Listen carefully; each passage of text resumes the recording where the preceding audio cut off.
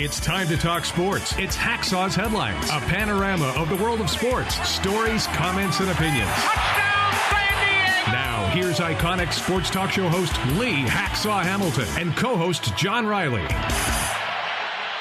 Who wants to talk sports? We do. It's a Thursday afternoon in Southern California and up and down the West Coast. We welcome you to our podcast. Good afternoon, everyone. This is Lee Hacksaw Hamilton, along with my co-host John Riley in our studios in San Diego. And we welcome you with a ton of topics on the table, some really cool stuff going on in the world of sports, and some critical stories that we're going to talk about too. John, good afternoon. Before we launch, I want you to tell everybody who is with us on our live stream on a week-by-week basis how they can subscribe, and then secondly, the things that we are presenting that we want them to pay attention to. Okay, well, thanks, Lee. You can subscribe wherever you get your podcasts. We're on Apple Podcasts, all the platforms.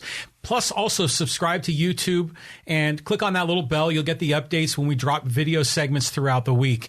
You can get involved in the Fans Forum section. If you have a question or a comment for Hacksaw, just type it into the live chat on either Facebook or YouTube. We'll see it. We'll get you involved in the Fans Forum at the conclusion of Hacksaw's Headlines. And by the way, just a note, instead of sending us 10 different questions, just pick one or two hot ones because we're trying to give everybody the opportunity to get involved. And by the way, we just crashed through over 1,900 subscribers in only 8 months on our podcast.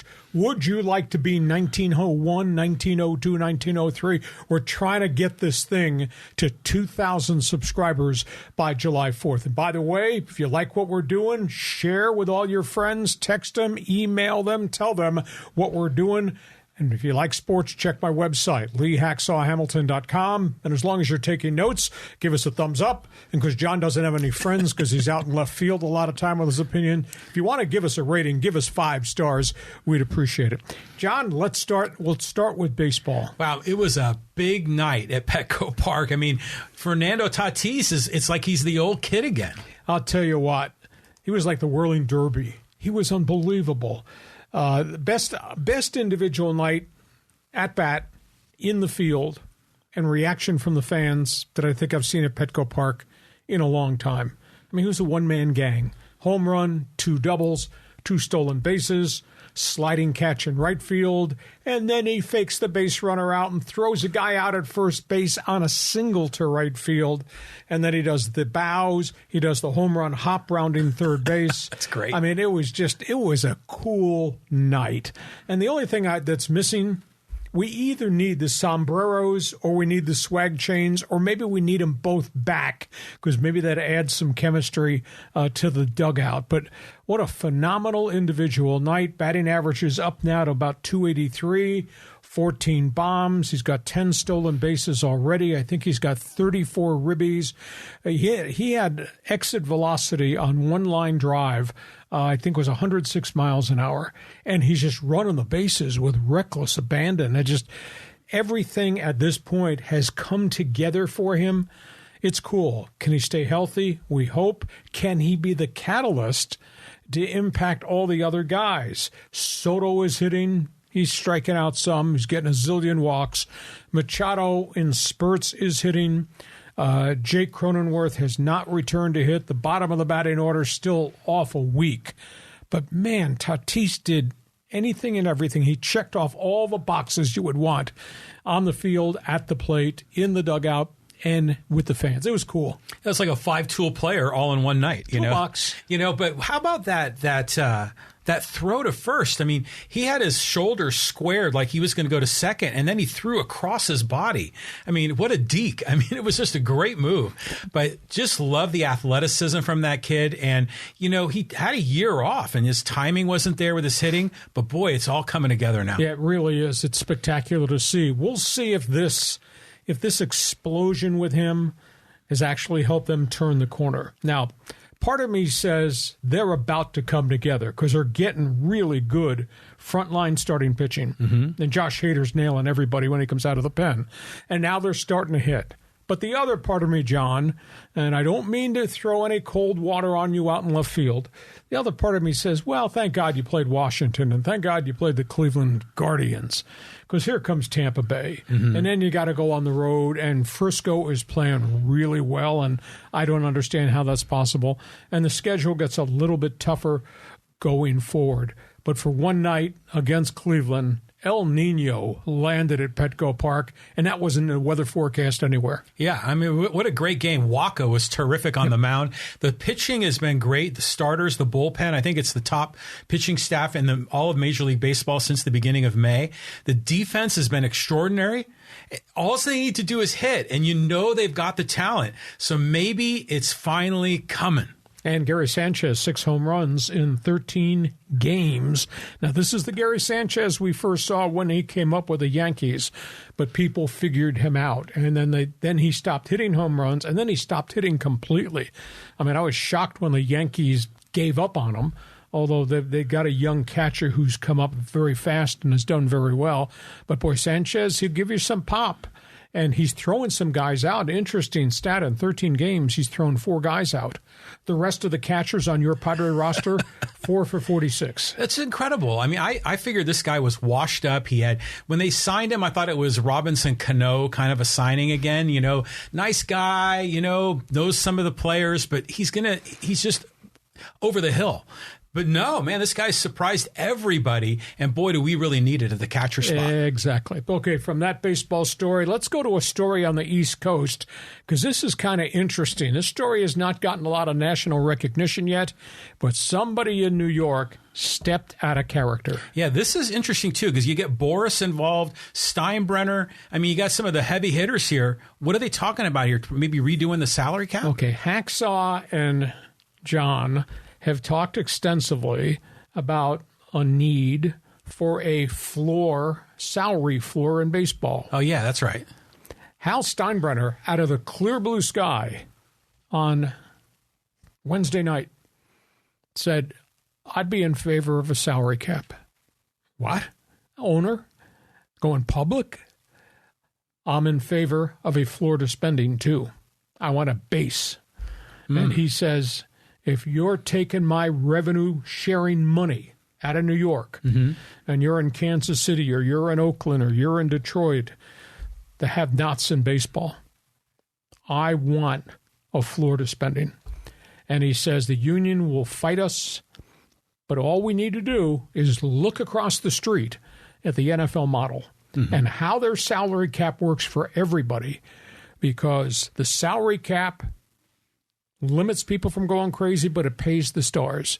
The salary cap includes a floor to spending in the NFL, where the Green Bays and the Cincinnatis have to spend close to the bottom figure.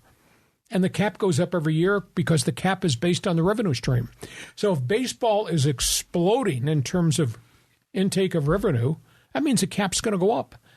So what's the negative if it makes Pittsburgh and Cincinnati and Baltimore and Kansas City and maybe Oakland, Las Vegas, makes them more competitive because they're going to have to spend? And I'll guarantee you, Tony Clark and the union, they're going to fight this too. But Tony Clark needs to represent everybody. He needs to represent the Michael Wakas of the world, who could get a better payday if all those small market teams who have been spending money, if they were forced to spend the revenue sharing money, good players like a Michael Wacha would wind up going to Kansas City or Baltimore. And you wouldn't have a Kansas City Royals team that's 18-51, or the A's are 19-51 at this point. So Hal Steinbrenner out of nowhere starts actually talking about a salary cap, which is it's kind of a mortal sin. And then he's challenging the union, put more money in the Michael Wacha's pockets of the world and make these other teams better. And then Scott Boras comes out of nowhere, and he and Steinbrenner don't see eye to eye.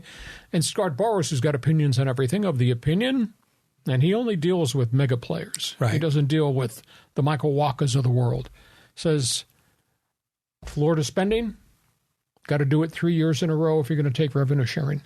So baseball needs to agree to talk about this in the offseason. But I think it's a solution because we've got the floors in every other sport, And what does every other sport have? A lot of real competitive balance for the most part. I grant you there are a few garbage teams. Detroit Pistons of the NBA have been down forever. You know, the Ducks have gone through a very painful rebuild. But if you have to spend to a certain level, that makes more money available for guys to go play, put your sweater on, wear your uniform, play in a game. I'd like to see that negotiation take place. And I know salary cap is a forbidden term, but if it's linked to the gross revenue coming in the door, and baseball's revenues have just rocketed, just like the NFL. So that would mean the cap would go up for every star player, and it'd be more money going to the other guys in places like Kansas City, Pittsburgh, et cetera. Yeah, I think this is a good idea because you look at any other industry, they don't have salary caps, of course. But the difference in sports is that they're competing against each other, and you want something of as close to parity as you can get. And you don't do that in the semiconductor industry or anything outside of sports. But in sports, you want to not have King Kong against, the midget ants every time. You need to have more balance. This makes sense to me. So the Florida spending seems like a really easy thing for them to agree on. The question is if they'll agree on the top number as well. But certainly Boras wants that bottom number boosted, so maybe some of his big guys can sign in Kansas City. Okay, that's an interesting story. Hey, if you're with us on live stream, join us in the fans forum. Give us your quick take on salary cap and Florida spending. Do you agree or disagree with me? Don't just sit here and listen. We need you to participate. Next topic. Okay. This is interesting. You had this on our headline list here. These three guys we've talked about extensively, Trevor Bauer, Matt Araiza, and Colin Kaepernick, a lot of similarities yet differences. How do you judge players? It's a huge issue. And the reaction to what players do. Let's just start with Trevor Bauer, the disgraced Dodger, Indian, Reds pitcher. He's now been sued by a fourth woman from Arizona for, quote, rough sex. She's charged that he raped her, choked her, threatened her with a knife, got her pregnant, and then paid $8,000 so she could have an abortion. Oh, my God. So, all right. Trevor Bauer is now involved. Same set of circumstances with a woman in Scottsdale, woman in San Diego, one back in Cleveland, one in Columbus. Just never, ever ends. He's denied it. He's filed a countersuit against her. He's gone public and said, woman came to me and said she was pregnant. She wanted $1.6 million. I said, absolutely not. And he said, I will pay child support if you wish, or if you want to terminate, I'll pay for that. And all of a sudden, this lawsuit shows up. Guy's got an alternate lifestyle. I think the guy's toxic. I think he's self-destructed. I don't think anybody's going to touch him ever again because this junk just keeps happening. So that's player one. Player two is very different. Matt Araiza has been snubbed in the National Football League. The National Football League, which historically is all about second chances. You beat your wife, you get suspended, but you can get reinstated. You do steroids, you can get suspended. You could be reinstated. You do cocaine and other things, yeah, you get suspended, but you might get reinstated. Drunk driving, same scenario. A lot of second chance players in the league. Matt Araiza did something stupid. Consensual sex with an underage girl that he thought was 18. Stupid decision. Should not keep him out of the National Football League. Now, he's getting sued. That's a civil thing, and that'll take place in court. Never, ever charged. Now, Bauer was never, ever charged, but in the court of public opinion, because it's happened 4 different times with 4 different women, that's a bad thing. So Bauer's toxic. Araiza's been snubbed, and I just don't agree with it. And then we circle back to where this really all started with Colin Kaepernick.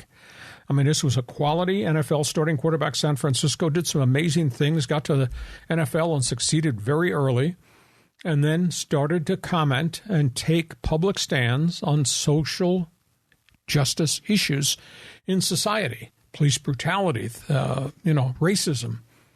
And all of a sudden, other players, African Americans mostly, started to side with him. And that then led to the whole collective team kneeling down before every NFL game. and it made a very uncomfortable situation. League never took discipline action against Kaepernick. He did nothing wrong except state an opinion. At the end of the day, we got to the end of the season, and nobody would touch him. He's never had a contract since then. Now, I will tell you his play had deteriorated because of shoulder injuries. I'll tell you he had surgeries. But he went through the rehab. Still nobody touched him.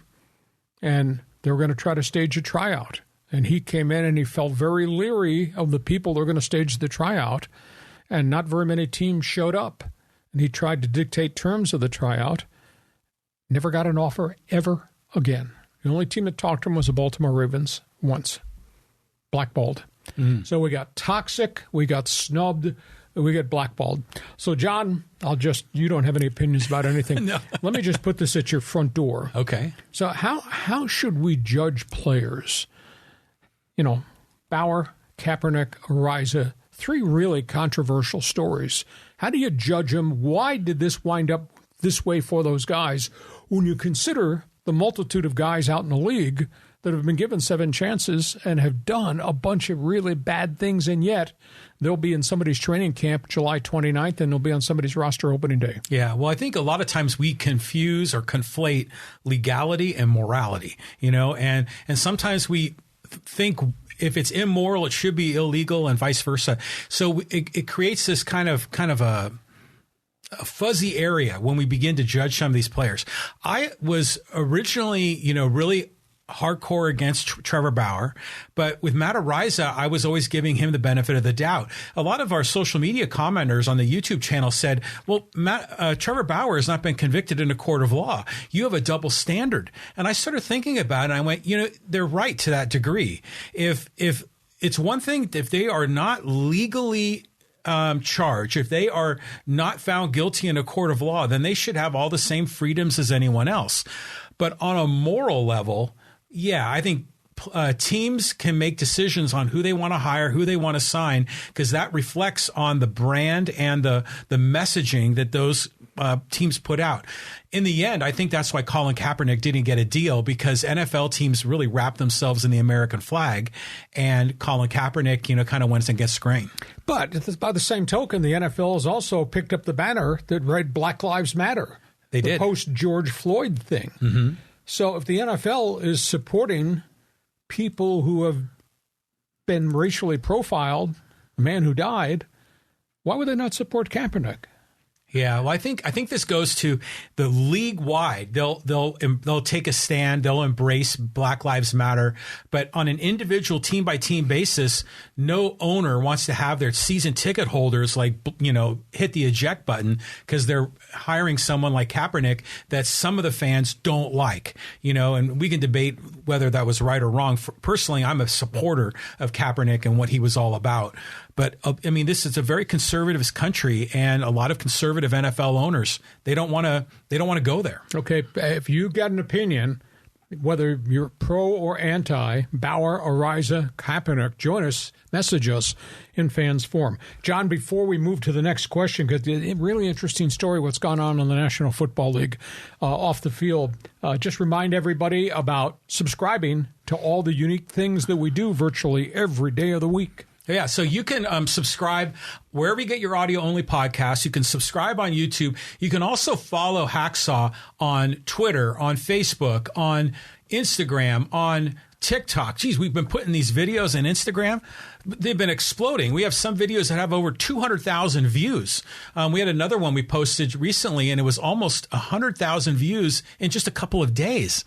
So, gee whiz, your content is blowing up. So, like, follow, share, and subscribe to Lee Hacksaw Hamilton on the internet. And you got spare time on your hands. I know you do. Why don't you go to my website? You got to read it. It's really different. LeeHacksawHamilton.com. Don't sit here and just listen. And by the way, tell everybody, hey, share, subscribe, and give us a thumbs up and give us a 5-star rating. On we go. National Football League. We kind of touched on this last week. Stories taken on different dimensions. Yeah, a lot of gambling issues in the league, Lee. I'm interested in your breakdown here. National Football League has issued memos now and have ordered all their teams as they finished up their OTAs this week. You will hold a seminar with all those players in camp, and you will give them this portfolio, this memo about gambling. And plain and simple, the National Football League just handed out a 6-point program insisting that the players understand it, ask questions about it, and respect it. You cannot bet on NFL games. No exception. Period, exclamation point. You cannot have friends place a ghost bet for you. Now, I don't know how you monitor that, but you can't use burner phones. You can't use phony names. You can't have your posse place bets for you. That's item 2. Item 3, you will not make any transactions anywhere in team facility. Not locker room, not training rooms, not meeting rooms, not in a stadium on game day. No bets on any other sport if you're in the facility. No sharing of inside information. Obviously, injuries play a big role in who bets what in games. I had never thought about this. You're banned from going to a sports book during the course of the season. Interesting. From the start of training camp till an hour after the Super Bowl, you cannot be in a sports book. I don't know quite how you monitor that, but I will tell you there's a strange aspect to everything that's happened with this gambling. I'll tell you about that in a second. And no fantasy football, because in essence, that kind of brings in insider information. Yeah, it does. Right. So that's the 6-point program that was delivered to all the players. I think they started having the seminars and meetings on Wednesday. To me, it's really intriguing. I asked the question, well, how do you monitor some of this? What I found out is that the casinos, who obviously know who's in there and what they're doing, the casinos see a pro athlete laying down money, they notify either the NFL or the respective club. Okay. It's happened a bunch of times in the last calendar year. So they're going to get some help here, because the integrity of the game is the most important thing. The NFL's got a problem. We talked about 5 Detroit Lions players, including number 1 draft pick Jameson Williams, who are betting. Now, they were betting on sports. They were not betting on NFL games, but they were betting on sports in the locker room. It was kind of a guy's group. And Jameson Williams said, well, I didn't know. Well, you didn't know because you didn't pay attention at the rookie seminar. Look at Section 3 of your NFL playbook that they handed out at the rookie seminar. They got another problem with Isaiah Rodgers, starting cornerback, Indianapolis Colts, betting on games, NFL games, betting on his team. We don't know if it was to win or lose. He's been expelled. He's going to get suspended by the league. And now there's a report that the NFL has discovered there is a name player who lost $8 million betting last year. Don't know who it is at this point in time, but like anything else, deeper investigation goes, that name will come out. There will be huge discipline. Wow. $8 million. It's like it's like and similar to the mess in the National Hockey League, and we talked about this during the season. Evander Kane, San Jose Sharks, Edmonton Oilers, and huge bankruptcy issue, lost a ton of money. He was a gambling addict, a ton of money. Wow. Now, they never found out that he was betting on NHL games, but he could not stop betting. And, of course, a prime example in the NFL is Calvin Ridley, high draft pick Atlanta, who blew out his Achilles and during the course of a year away from football while rehabbing in a lone existence, got addicted to placing bets. And he got suspended for a year, and Atlanta released him. He just signed in Jacksonville. He's just been reinstated. So it's out there. And, John, we talked just very briefly, are these isolated incidents in Detroit and Indy or somewhere else? Or is it really the tip of the iceberg? So 6-point plan, your response. I like this. I think this is a good plan because the league has to keep gambling at arm's length, because if people think the games are rigged, well, then it becomes something very different. It becomes like wrestling or, Hulk Hogan or something. But the challenge is that the NFL there's hypocrisy because they're in bed in Vegas. They're in bed with DraftKings and FanDuel and all these other guys. So they're in a tough spot to do it. I like this rule. To your point, how do you enforce it?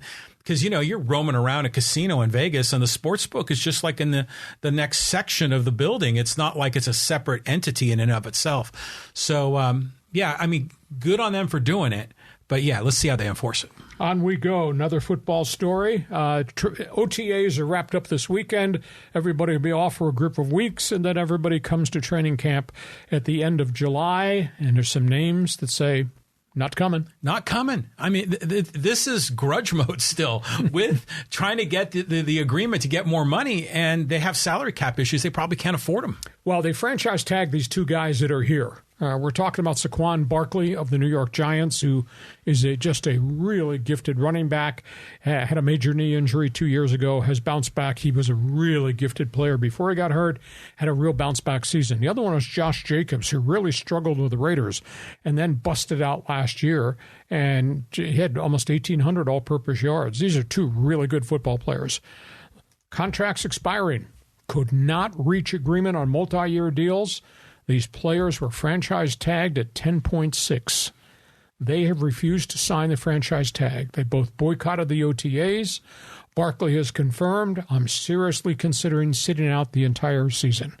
He wants the multi-year mega contract that the other top running backs are getting. Now, he's, at this point, statistically, he's not close to the running back in Tennessee.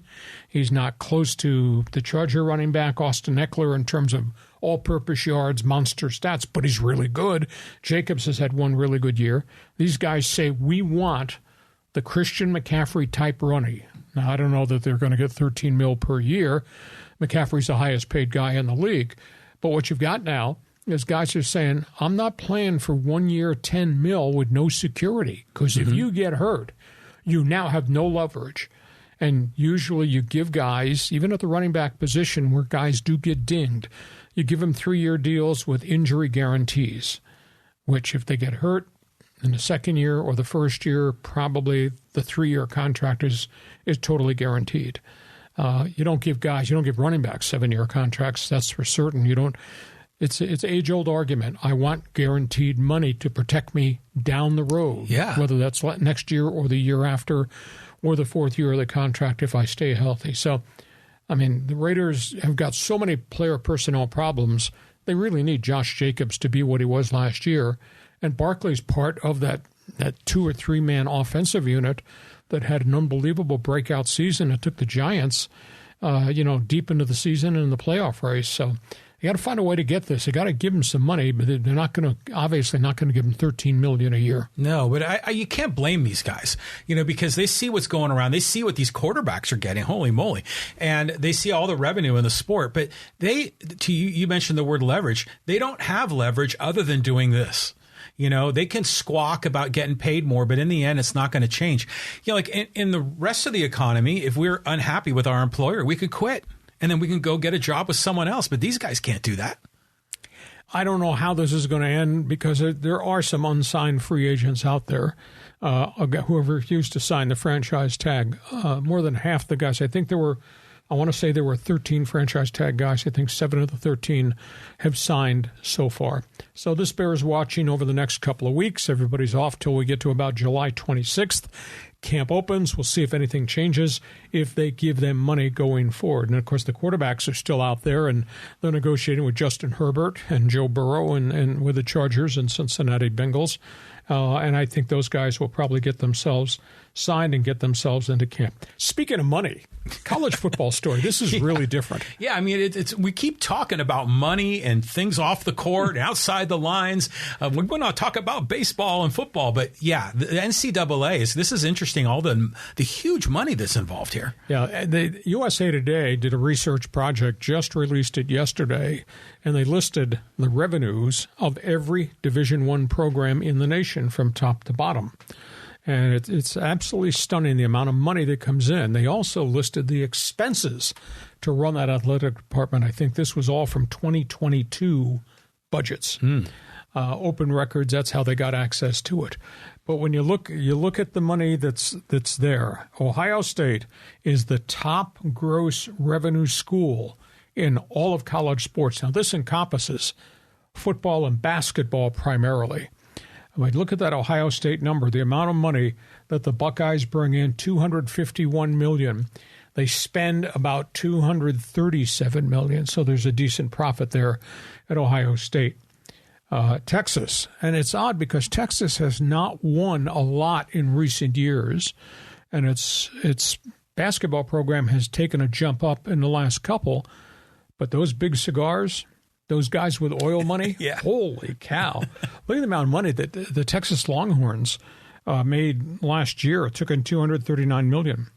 Alabama, and I thought Alabama would have been higher. I thought Alabama would be number one just because of what Saban's done in football and what Crimson Tide basketball has become last couple of years vis-a-vis the NCAA tournament. But Bama's at $214 million, and Michigan under Harbaugh and with a great basketball program with Juwan Howard, they're the fifth highest in the country at $210 million. Now, locally, USC, $171 million. Wow. Spectacular. Mm-hmm. And, of course, they're now having their mail sent to the Big Ten a year from now, so the money is going to grow. One's got problems, UCLA. They're at a deficit. $103 million is what they take in last year. Their expenses are over $132 million. I think it's the fifth straight year that UCLA has had a really significant athletic department deficit. And closer to home, San Diego State. They spend what they earn. $65 million for the Aztecs, 65 expenditures for the Aztecs. I'm sorry, 67 expenditures. There are $2 million in the red, which is not bad. So it's fascinating to see. It's big business. They listed all the Division I football programs in the country. I think it was 130. And you've got the haves at the top, and you got the little guys at the bottom, which means it's really hard to exist. A place that I'm really familiar with, VMI, Virginia Military Institute, they took in only $16 million. That's a 1AA program. Mm-hmm. They spent $16 million. $16 million when you compare what Ohio State took in. So there's just monster disparity in sports. So that's the dollar and cents report in college athletics. Thought you'd find that interesting. It is interesting to me, but I think ultimately it's about the bottom line. Because if these universities are running huge deficits, not only is that not sustainable, but then you get the athletic department ends up making the academic side really angry, but still for a lot of these universities, you have to think about the money being spent on sports isn't just to fund sports. It's part of the overall university branding, marketing campaign, talking the message about why their university is so great. So I think these programs can see, hopefully they can see it both ways. But I think of UCLA, I remember they were in financial problems. That's why they're going to the Big Ten. But they have so many sports. They probably have as many sports as any other university. I believe the number is 24. 24 sports, right? So it's no wonder that they're in a deficit, because of all their track and field and tennis and golf and everything else. And now they're going to be flying, cross country for these games. But the numbers are big differences. It's huge. I mean, it is a huge financial business. Aside from wins and losses on Saturday in the football stadium or March Madness, Title IX kind of comes into this too. Mm-hmm. This money has nothing to do with NIL. That's a whole separate entity thing funded by alumni, by the big cigars. Okay, before we get to next topic on the table, John's going to try three-point shooting during our break. Just a reminder that we do our podcast every Thursday. We do bonus podcast on Monday. I'll invite you again. If you've never sampled my website, take a look. Hey, check it every day. If I'm bold enough to write all that stuff every day, you should be old enough to read it every day, and then you'll be fully informed. And we want you to share. We want you to subscribe so you'll know when we put stuff on the podcast. We want you to tell all your friends. If you can, give us a thumbs up. If you can, give us a 5-star review. And don't forget, we're pushing to 2,000. We want to get 2,000 subscribers by July 4th week. We just busted through the 1,900 barrier. So, this sucker's kind of moving at warp speed. On we go. Let's talk hoops. Hoops, yeah. I mean, there's a lot going on here with potential trade situations here. Some of these teams. Yeah, here we go. We got a lot here. We're just going to hit you with a couple bullet points. NBA draft is just around the corner. NBA free agency is right after that. Trade rumors are here, there, and everywhere. Let's start with the Portland Trail Blazers. This involves Damian Lillard, their superstar guard, who's been by himself. Team has not been very good for a group of years. Portland's got the 3rd pick in the draft. He says, I want you to use that pick to go get veteran players to put around us. They just don't have a lot of depth there. And the alternative is, if you can't do that, then you should trade me somewhere else. So Lillard, who's a great player, has been a really good citizen in Portland. His name is out there based on what he's demanded they do with the 3rd pick, or based on the fact, I don't want to be here if you can't fix everything around me. A lot of rumors out there as to where he might go. Fix the team, or otherwise you lose me. Second one, Phoenix Suns, new owner. It sure looks like there's going to be an eruption there in the Valley of the Sun. New owner comes in. They fire the coach instantly after they got beat out of the playoffs. Monty Williams had done a good job. He's gone. Chris Paul will not be there. He will either be traded or he will be released. They'll take a cap hit there. And out of nowhere comes a story this past week. DeAndre Ayton, the starting center, is being shopped. It's interesting. You might be able to link the logo on the right side with the logo on the left side, because the Suns evidently are talking to Portland. You give us the 3rd pick and a player, and we'll give you DeAndre Ayton. That's kind of interesting. 3rd pick is this hotshot 18, 19-year-old guard, Scooty Henderson. So there might be smoke and fire there. Chris Paul, Clippers are interested. Chris Paul, the Lakers are interested. All of a sudden, Chris Paul, Boston's interested. So whether they just let him walk or whether they try to use him as get another bargaining chip back, that remains to be seen. Golden State, I find this one really hard to believe because they've got the vested veterans, have had all that success, the rings, the trophies, etc., and they've drafted a bunch of guys who are trying to bring along. They already traded one of them away, Jonathan Wiseman, the big setter out of Memphis. He went to Detroit. He just never grew, but he had a lot of injury problems. They got Jordan Poole. His name is out there. They might be shopping him. They may have changed their mind about him because he absolutely disappeared during the course of the playoffs. And the Warriors are also involved in now a possible deal for Jonathan Kuminga. He's a 19-year-old that they drafted. He played a year in the G League, and he's had spurts. So I'd be stunned if they move him. But all of a sudden, all these rumors are flying there. Miami just completed a really great basketball season. Now, they don't have enough. They need more bullets. They got 4 guards. I think they're going to trade 2 of the guards. Now, they're not going to trade Jimmy Butler. Sit down. He's not going to Golden State, John. But they've got Tyler Hero, who they really like. They got the old dog who had just a great championship series in Dwight Lowry. They've got this young kid who just came out of nowhere shooting the ball and played really well. And I think he's might be part Dunk Robinson. There's talk that they have real interest going to Milwaukee to try to get Chris Middleton. They'd have to give up maybe 2 of the young guards to get the veteran guard, but they need more firepower, and they want a little bit more veteran experience. So somebody's going to leave Miami. In Toronto, this is all a byproduct of guys who are going to opt out of contracts. They're going to force the Raptors' hand, sign and trade. They're talking about dealing Pascal Siakam, who's played very well, didn't have a good season last year. Fred VanVleet, self-made guard, he's already opted out. He could go somewhere in a sign and trade, so keep an ear on that. And the latest one had just developed. Washington Wizards, who've been losing for years. Brad Beal asked to be traded. And Washington, which now has a new regime in there, new general manager who had come from the Clippers, Washington is evidently putting him on the block, and they're going to shop him, and he's a really fine player. I didn't mention the Lakers because we kind of covered that ground as it relates love me not, LeBron James. Didn't mention Dallas. because the's a lot of moving parts there, and I don't know what's fact or fiction at this point. But those are the latest trade rumors going towards the draft. I do think you're going to see a bunch of dominoes fall. Yeah, these are interesting names here on the board and interesting teams. I mean, I think about the Raptors, and if Fred VanVleet is dealt, which, if he wants to leave, go get traded or be a free agent, that opens up an opportunity for Malachi Flynn. Sure. And I think that kid, man, he was so good here at San Diego State, and he's shown glimpses of it in the NBA. So I'm just hoping he gets a chance.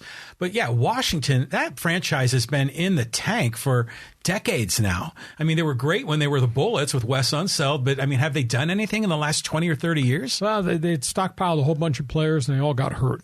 And it's just a big issue. Mm-hmm. And they've run a lot of guys through there that thought this guy would be a missing piece. They made the trade for Kyle Kuzma, that multiplayer deal with the Lakers that, involved the Russell Westbrook transaction.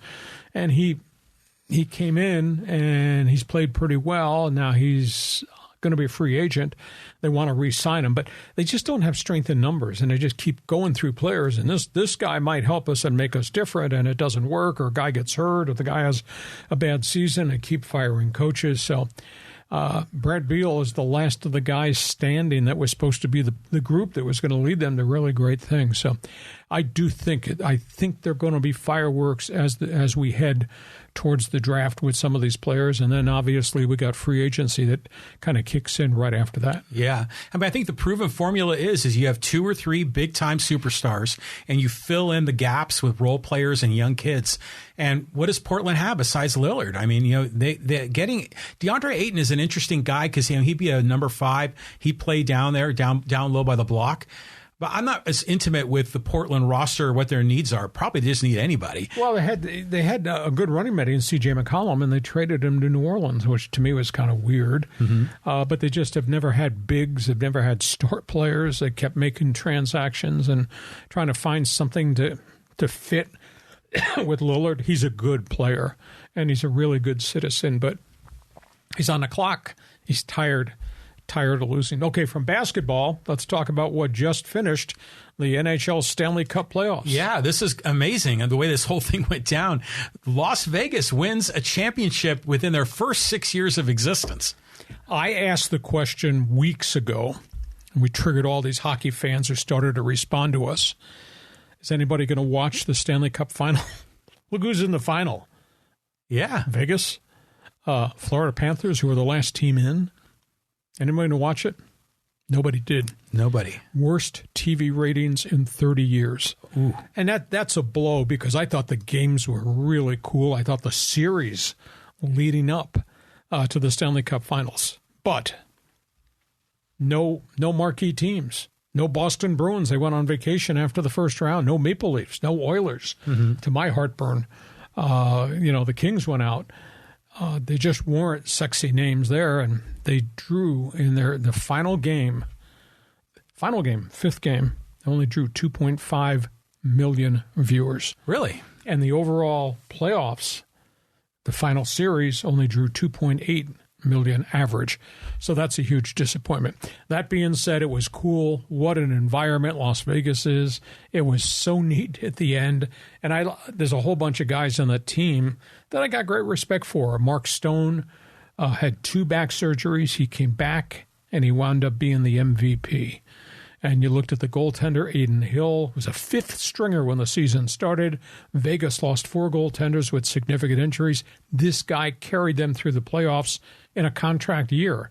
He's been a guy that's been in the American Hockey League for a whole bunch of years, and finally he got the chance, and he got red hot. And if you just look at the other games, Jonathan Marchessault, he's been there since day one. He's one of the first players that they brought in. William Karlsson, William Carrier, ex-LA King, Alec Martinez, ex-Duck and Gull, Shea Theodore.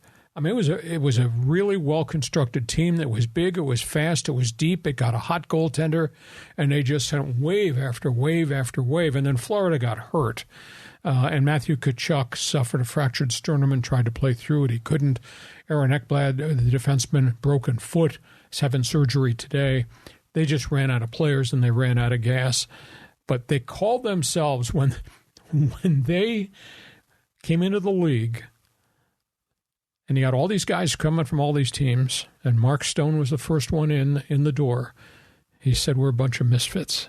And they made the Stanley Cup Finals the first year. Amazing. As a, quote, expansion team. Now, that being said, there's an asterisk there, John, because the league changed the draft rules. The history was, John, your expansion team, give us your money. And we're going to protect all our players, and we'll give you the 23rd guy on our roster and the right to draft maybe the third goaltender. So a whole bunch of the expansion teams from yesteryear were horrid. The old Washington Capitals, which have become a good franchise, I think their first year they won 9 games. Ooh. It was terrible. So the league, and I give credit to the owner of the Las Vegas Golden Knights, he said, if you want $500 million expansion fee, you're going to have to give us players. Yeah. And they did. They came up, and they got a collection of really good players. So they made the Stanley Cup Finals first year, didn't win, but they kept the team together. They had all these draft picks that they compiled. They drafted really well. They made some bold trades. You thought, geez, why would you trade for a guy who had a fractured neck? His name is Jack Eichel, former number 1 pick Buffalo. Jack Eichel was such an impact player with Mark Stone, with Marchessault. So, I mean, they did everything right, and for the most part, they stayed free of catastrophic injuries, hit the jackpot on what few free agents they signed, really scored well in getting Eichel, and Martinez came from the Kings in trade. And look where they are, 6th year, they win the Stanley Cup. And that building, I don't know if the roof blew off yet, but man, that was just wild. Well, I've seen some of the pregame stuff where they bring the show onto the ice, with the guy that looks like he's from Game of Thrones and the whole thing. But I love it when these new expansion teams have success quickly. I mean, Vegas here with an NHL, but I think of the Miami or the Florida Marlins back in the day, the Arizona Diamondbacks. They won championships in the first few years out of the gate, and meanwhile, the Washington Wizards, the Detroit Lions, the San Diego Padres have gone decade upon decade of futility. It's just amazing how this works. I guess it really comes down to management.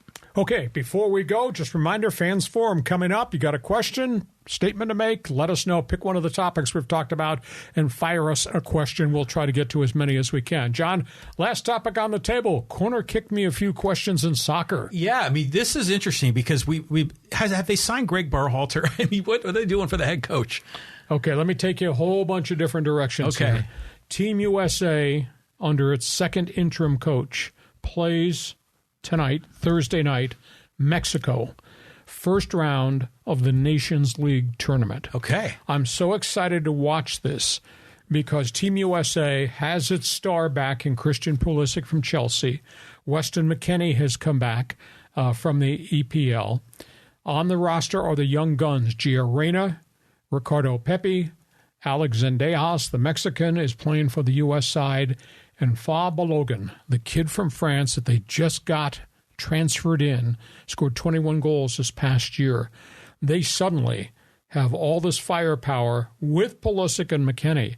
I'm going to be fascinated to see how quickly it comes, and it starts tonight against Mexico in the Nations League. So that's topic one there. Other topics here. Let's just run through this fairly quickly if I can. I'll try to remember as much as I can. Kai Mbappe, the great star from France, is going to leave Paris Saint-Germain. Oh, wow. He's very upset. Of course, Lionel Messi left a week ago to come to Miami, MLS. But Mbappe has ripped the fans in Paris and the media for blistering Messi for leaving. Really? Messi was a free agent, was offered a ton in Saudi Arabia, decided not to go. He turned around and he elected not to go back to FC Barcelona or Real Madrid. And out of the surprise of the year, is going to MLS in kind of a unique marketing deal. But Mbappe just was furious at the people in Paris, the fans and the media, for how they treated Messi, who's one of the great players of all time. So that's a big issue. You asked about Greg Berhalter. This is a surprise. Team USA has started interviewing other people. Oh, wow. have not interviewed Berhalter yet with the new general manager, Matt Crocker. Berhalter is interviewing, I believe, this weekend in the Netherlands for a team known as Sparta Rotterdam that he played for. Mm-hmm. And he has a second interview, and you're going to have to hit me on the side of the head. I'm trying to remember who the second one is with, but it's not in the English Premier League, but there's a second team that he's going to interview with abroad. So because time has gone, and he's been in such limbo since December 31st when the contract expired, he is now looking at these other places. And I get the sense that maybe he's going to take one of these other jobs because Team USA has not moved on him. Yeah. I mean, they're dragging their feet, and they're going to lose this opportunity for a coach that the players like and has done a good job on the last World Cup team. But I'm thinking about the Mbappe situation. It's interesting because as fans, sometimes we kind of go a little overboard and we think that those players are our players. And how could you be a traitor and go to that other team or that other league? You know, we get angry when they leave us, like a scorned, boyfriend when their girlfriend dumps them. So it's so emotional. And especially in Europe with soccer, it's probably over the top. It's their sport, plain and simple. Yeah. I'll be disappointed if Berhalter gets away. You listen to what Pulisic said a week ago when their training camp opened for the Nations League tournaments. He said, "We are here. We are excited. We have had success. We have grown because of him." Exactly. So that's where we are. That's the latest in our soccer notebook, and we'll see what happens. Team USA against Mexico. Are you ready? I'm ready. You got friends out there? We got some friends. People are chiming in all over here on the fans forum. So let's get everyone involved. And who do we want to go to first? And this is we're going to go here to Barry Tidmore talking about Fernando Tatis Jr. Yes. Can he stay healthy? He plays with reckless abandon. Now, I thought it'd be very hard for him to change his style, quit sliding head first in because, wrist injuries, thumb injuries, shoulder injuries. He's done that. He's quit running into walls first 2 weeks of the season. I thought, because he kept banging into fences and he's gotten progressively better at reading fly balls off the bat because initially his reaction time was really slow. Take a step back. No, you got to go in. He's playing a dynamic right field. And I'll tell you what, with him and Trent Grisham in center field, they cover so much real estate. They do. Holy cow. They do, yeah. They're going to go to work for Remax. Very impressed. I mean, as long as he doesn't get hurt, because he does play really hard. Yeah, I think you could tell that he still plays athletically and with all this enthusiasm and energy, but he hasn't been crossing the line as much, where in his first couple of years, he was just, 100% on everything. Yeah, the correct word you're looking for is balls to the wall. 100%, yeah. So he's a little bit more mature. He's picking his moments, but geez, just to watch him last night, the athleticism in every component of the game was just fantastic. We're just so happy to have him here in San Diego. You don't see that. You don't see it in a given game. A guy check off all the boxes in one night. In one night. Phenomenal. It was incredible. All right, next question. Okay, so let's go here to Rome Loves Dan. He says, the leagues are bargaining with the dark side, accepting all these gambling site partnership money-making deals. John used the word hypocrisy. The league won't view it that way. It's business. And what is the NFL all about? It's dollars and cents. Yeah, the game is great. We love NFL Sundays and Monday Night Football and all that. But it's a mega business. I mean, I think they're at $18 billion revenue. And they're no different than anybody else. The NBA has started to take gambling dollars, and Major League Baseball on the broadcast, the DraftKings percentage that this guy's can put the ball in play is. Everybody's doing it because the money is out there, the revenue is out there. But at the end of the day, you have to have rules, regulations. You have to freaking threaten people that you're not going to gamble. And these are the guidelines. And for the players, I know there are some probably who have a gambling addiction. But for the players, they have to understand what they put at risk if they do it themselves. That's their career. That's their contract. Can I just mention the name Pete Rose? Yeah. There we go. So that's where we are. Is it hypocrisy?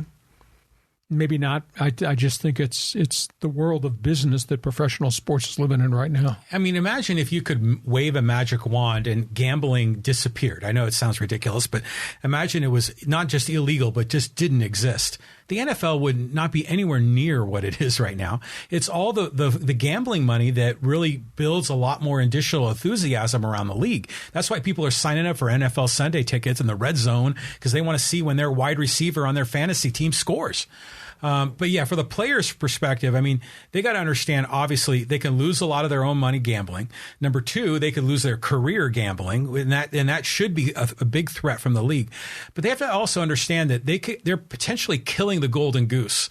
That if this league goes into this funny business of being like an orchestrated theater, then it loses all credibility. The word is integrity. Yes. So that's where we are.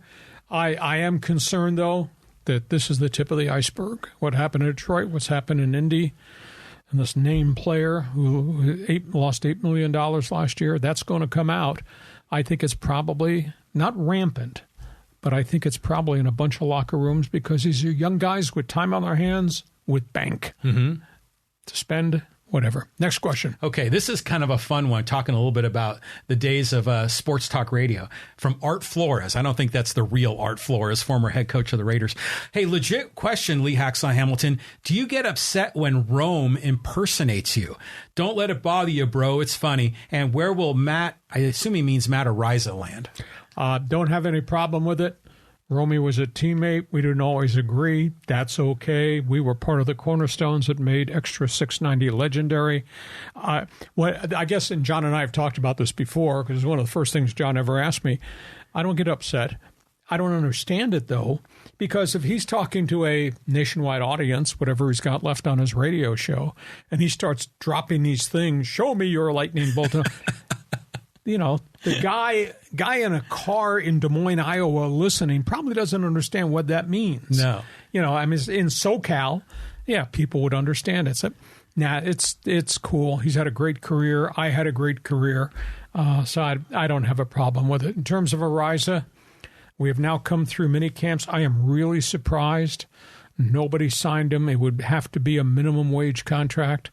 We got till July 26th. Now, sometimes if you get into camp and your punter suffers a major injury, maybe he's the first name in the Rolodex that they'll call. But I think the kid deserves a chance because a league historically has given second chances to a lot of guys, including a bunch of bad citizens. I just think there shouldn't be a penalty for a college kid who is, quote, stupid. I hope he gets a chance. Well, yeah, I hope so, too. I mean, he's very deserving.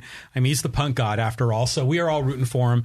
But you know what, Lee? We all love you. And so Not everybody. Well, okay. But when Rome does that, it's like an inside joke to the clones, right?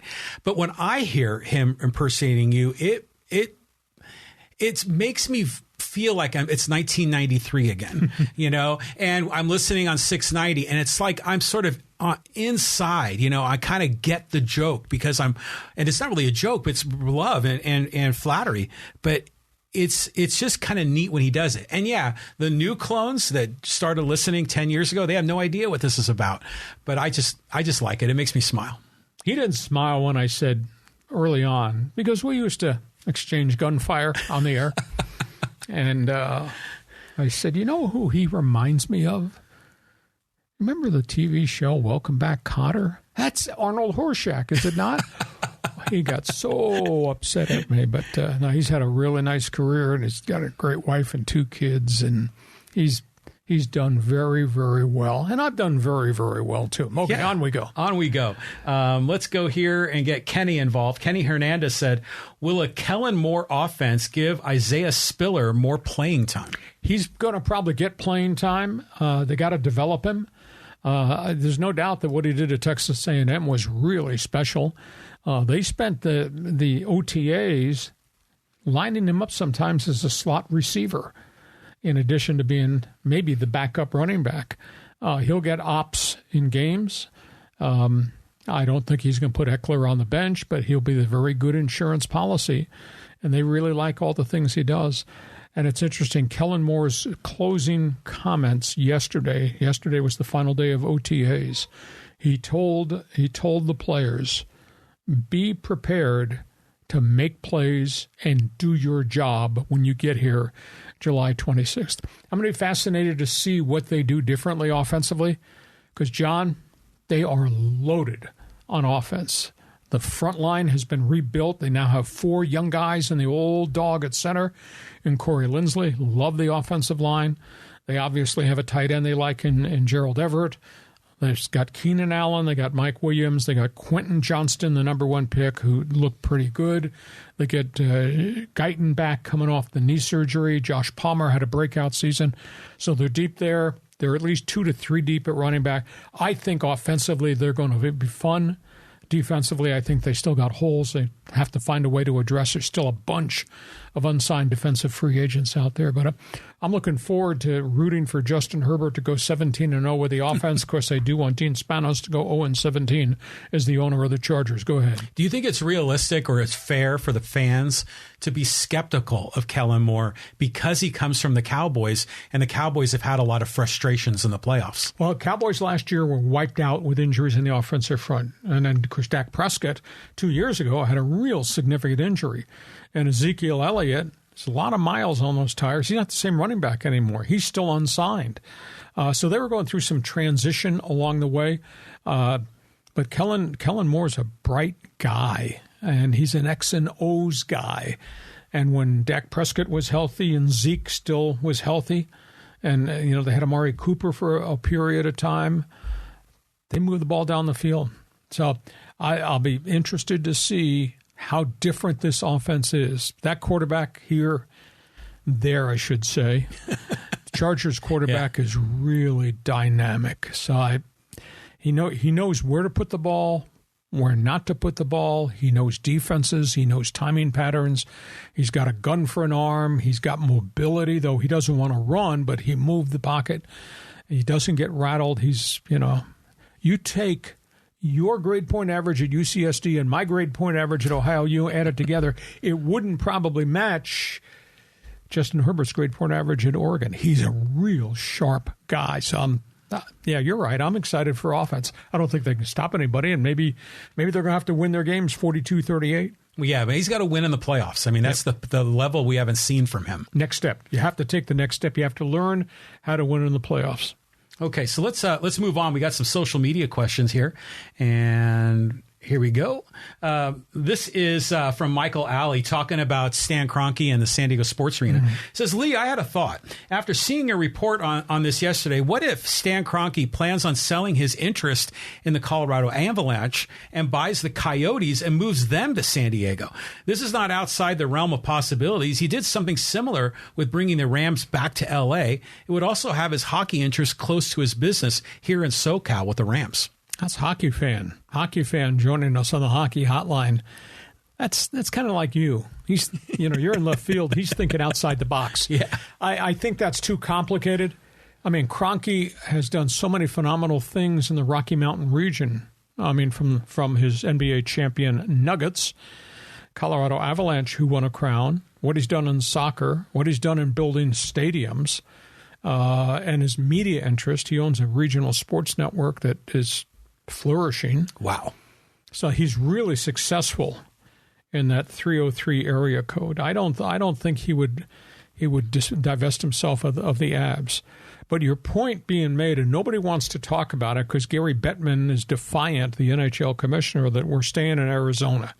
Why would you stay in Arizona when you don't have an arena? You got the Players Association now really upset. You don't have huge fan support.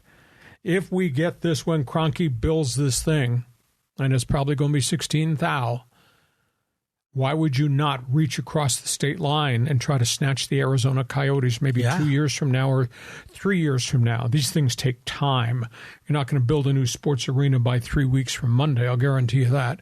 But as we're looking towards 26, maybe 27, and if Arizona's never ever solved their thing, why not? San Diego making a move to get the Coyotes. 3.5 million market. It is a good hockey market, as proven by the great support for the American Hockey League San Diego Gulls, up to last season when they had a really bad year. It makes a lot of sense. But that being said, also, if the NHL gives up, you got Houston. For some reason, people think Atlanta will be a very different market. And the one that I think should get the franchise is Quebec at the Olympic Stadium there. So a lot of things have to happen, but it's not bad to think out of the box. You can wish and hope. That'd be kind of cool if that ever happened, but not going to happen immediately. Well, San Diego sports fans are excited, and you got a billionaire rolling in, potentially new facility. Well, definitely a new facility. Why not a new team? So this is going to be a fun, 3 or 4 years here, how this unfolds. Okay, on we go. Let's go bring in a couple more here. Okay, this is about the Jaguars and their stadium situation from Logan Robinson. He says, from the community meetings the Jags have been having over the past couple of days, it seems like they prefer 2 years construction and play in Gainesville at the Swamp. Well, there has been talk Gainesville. There has been talk Citrus Bowl, Orlando, and this Daytona Speedway thing just kind of came out of nowhere. Now, it's 90 miles from Jacksonville on a straight shot down the freeway. But that stadium, the way it's constructed, they could seat, I was told, 60 to 100,000 on the main straightaway. You build the field right in the infield, and then you could construct some partial stands, maybe in the end zones and on the other side of the field. If you have the potential to draw 101,000 for all your home games, I think you'd want to go to Daytona rather than go to the Citrus Bowl, which seats 42,000, or obviously in the Swamp. It's going to be interesting to see. They've already started dialogue with the engineers about how could we do this at Daytona Speedway. They seem really fascinated. Now, I don't know if this is all a leverage thing by Shad Khan, the owner, that if we don't get this done, I might go to London for 2 years. And I know Jacksonville and Eastern Florida would not want to lose the Jaguars for 2 full seasons and go play all their home games in London. Of course, the league is looking at it from a different perspective. When we spin back to the Shield and money, the league is looking, well, let's experiment and see if England, United Kingdom, would really support full-time an NFL franchise, and Jacksonville can be the one to plant the flag as the experiment. I don't know, you tell me. This is interesting ideas. I imagine the people that run the Daytona Motor Speedway are loving this. This is a potential huge revenue boost for that property. I just wonder if they did it and then they put the football field in the infield, and then the Daytona 500 comes around the next year. Will they be able to still function that event normally? Because things have been reconfigured. Yeah, but you're not ripping the track up. You're just building a football field, and if we put temporary stands in the other side of the field, we still have the base 60 to 102,000 that sit along the straightaway screaming and yelling at Denny Hamlin and all those guys. Would it be like the old school LA Coliseum where there's almost like a running track around the football field, and so the fans and the stands are further back? They would be, because you can't move the football field onto the track because the track is tilted. It's got a huge banking degree.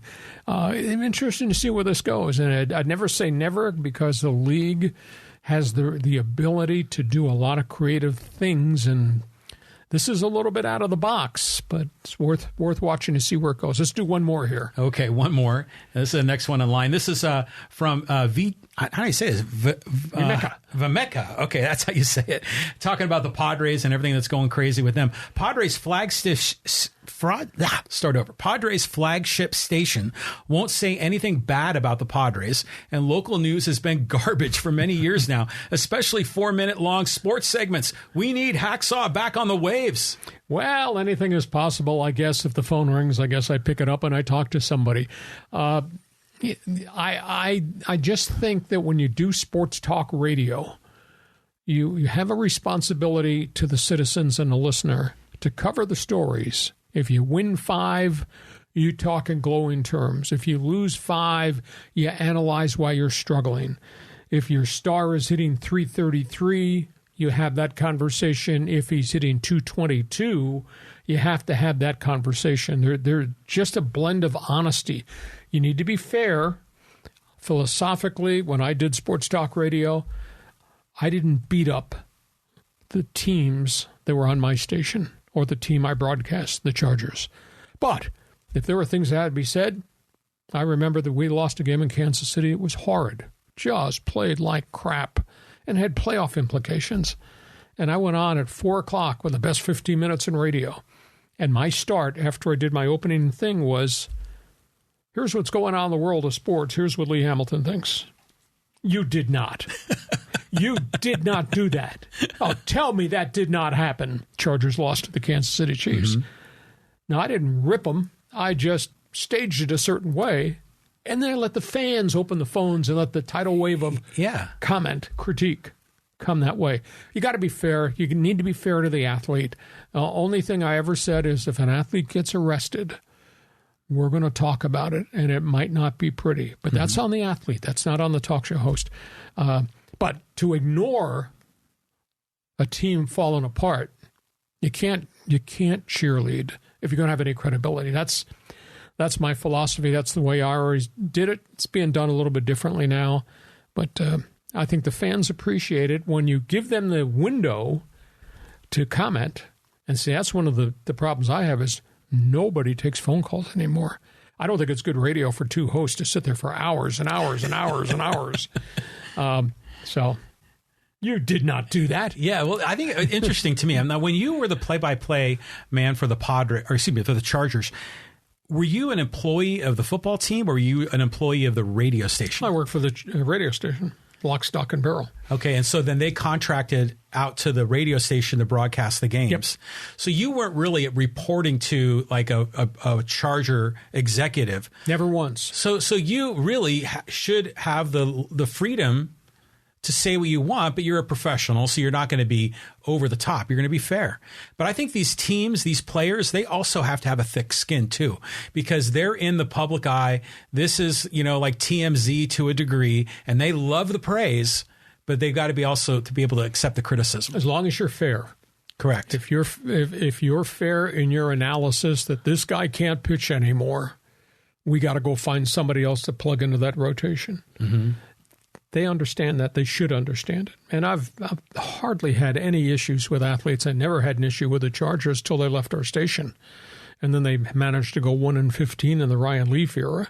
And then it was guns a-blazing.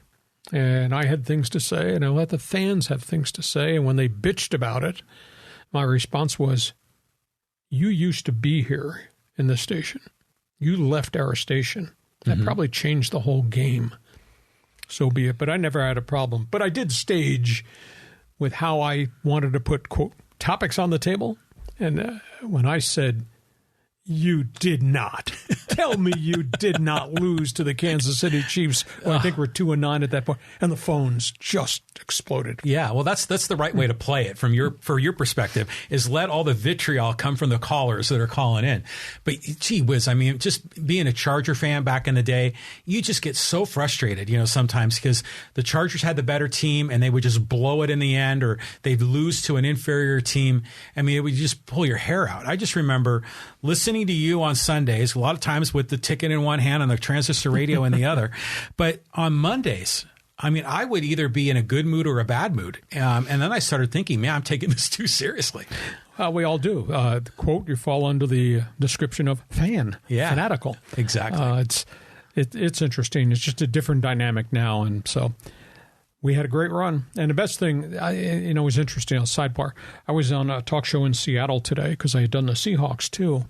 And they remembered me, and they were talking about the most controversial thing that was going on when I was doing Seahawk football. And it was after Dennis Erickson had been the coach, and they brought in Mike Holmgren, and they started to build the thing. And we got the chance to go to the playoffs in the final weekend of the season and got screwed on a goal line call.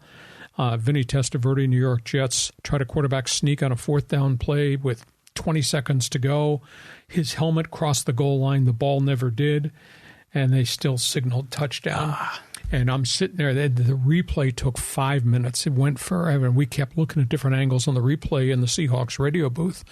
And he never got in. Never. The ball never. It was tucked in his hand, and his head was across the line, and his hand was back here. And then Jeff Triplett, the referee, turns on the mic. Upon further review, it is a touchdown, New York Jets. And off the top of my head, I barked, my God, they gave him the touchdown.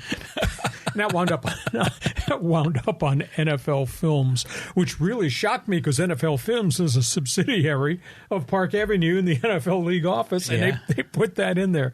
And so the guys in Seattle today brought that up. Just they flashed and remembered that. So, hey, we live and die with the team.